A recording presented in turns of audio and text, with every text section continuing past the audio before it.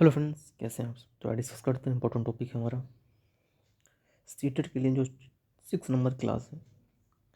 जो आज का टॉपिक है हमारा वो है इंटेलिजेंस। तो बुद्धि के बारे में समझते हैं, इंपॉर्टेंट टॉपिक है। चलिए स्टार्ट करते हैं फिर। तो सबसे पहले बुद्धि देखिए, इसके बारे में होता क्या है। इंटेलिजेंस समस्याओं को सुलझाने में मदद करती है। बुद्धि से ही व्यक्ति तर्क करता है, थिंकिंग करता है, इमेजिनेशन करता है। इंटेलिजेंस एक मल्टी डायमेंशनल है और कठिन योग्यताओं कॉम्प्लेक्स कैपेबिलिटीज का एक सेट है। बुद्धि स्थायी और परिवर्तनशील है। बुद्धि जो होती है अस्थायी भी होता है और परिवर्तन भी होता रहता है, मतलब चेंजेबल भी है। नेक्स्ट, बुद्धि अनुकूलन अडेप्टेशन स्थापित करने में हेल्प करती है। और बुद्धि जो होती है या मतलब अनुकूल के साथ जिस प्रकार अनुकूल रहता है, अडेप्टेशन के अनुसार यह चेंज भी होती रहती है। बुद्धि के प्रकार, टाइप ऑफ इंटेलिजेंस। थार्नडाइक के अनुसार बुद्धि 3 प्रकार के होते हैं। तो आइए समझते हैं कौन कौन से 3 प्रकार की बुद्धि जो है थार्नडाइक ने बताया था। पहला है मूर्त बुद्धि, कंक्रीट इंटेलिजेंस। मूर्ति बुद्धि मूर्त बुद्धि से प्राय जो चीज़ें हमारे सामने होती हैं, मूर्त का मतलब प्रत्यक्ष जिन चीज़ों को देखकर हम कार्य करते हैं, मूर्त बुद्धि के अंतर्गत आती है। जैसे हो गया मैकेनिक, कारीगर, मूर्त बुद्धि के ही उदाहरण है। अमूर्त बुद्धि, अब्स्ट्रैक्ट इंटेलिजेंस, इसमें क्या है, जो बुद्धि हमें दिखाई नहीं देती, जो भावनाओं और विचारों में संबंधित होती है। जैसे कि कवि, डॉक्टर, चित्रकार अमूर्त बुद्धि के उदाहरण है।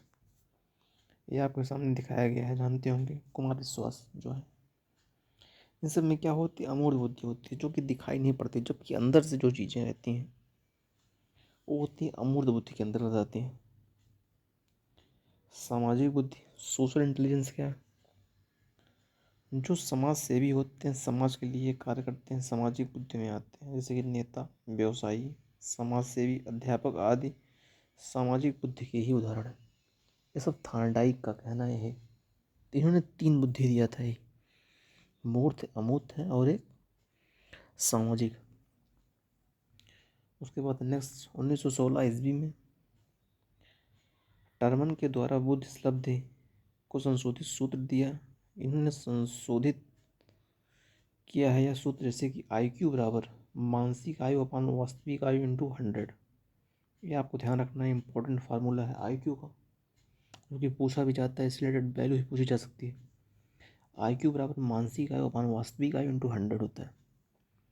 बुद्धि लब्ध और उसकी स्थिति, IQ है। IQ मतलब होता है आई इंटेलिजेंस कोसेंट। स्थिति में क्या है, 25 से कम जो होता है उसे जड़ बुद्धि के अंदर बताते हैं, इडियट। वैसे 25 से 49 होते हैं मूढ़ बुद्धि। आगे भी हैं इसमें, जैसे 50 से 69 के बीच होते हैं मूर्ख बुद्धि होते हैं। 70 से 79 जो जिनकी IQ लेवल होता है वो मंद बुद्धि होते हैं। 80 से 89 सामान्य बुद्धि से नीचे होते हैं। जैसे जो एवरेज वाले होते हैं, जो नॉर्मल सामान्य होते हैं, और 90 से 109 के बीच इनकी भी बुद्धि लब्ध जो IQ होता है वो 90 से 109 के बीच में आते हैं। ज़्यादातर इसी में रहते हैं। उसके बाद 102 से 119 है तो सामान्य बुद्धि थोड़ा ऊपर है। 120 से 129 है तीव्र बुद्धि है। 130 से 139 से प्रखर बुद्धि होती है।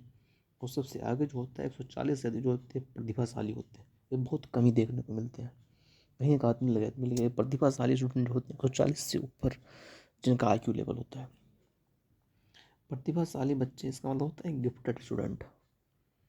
इसमें क्या होता है, प्रतिभाशाली क्यों कहा जाता है, अपने डिसीजन में इंडिपेंडेंट होते हैं।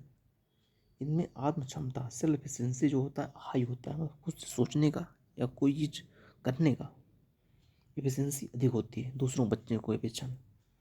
नेक्स्ट है क्रिएटिव आइडियाज़ होते हैं इनके पास, तो हमेशा कुछ न कुछ सोचते रहते हैं करने के लिए। इनमें क्यूरियोसिटी अधिक होती है, जो विचार होता है जो इनमें अधिक होता है।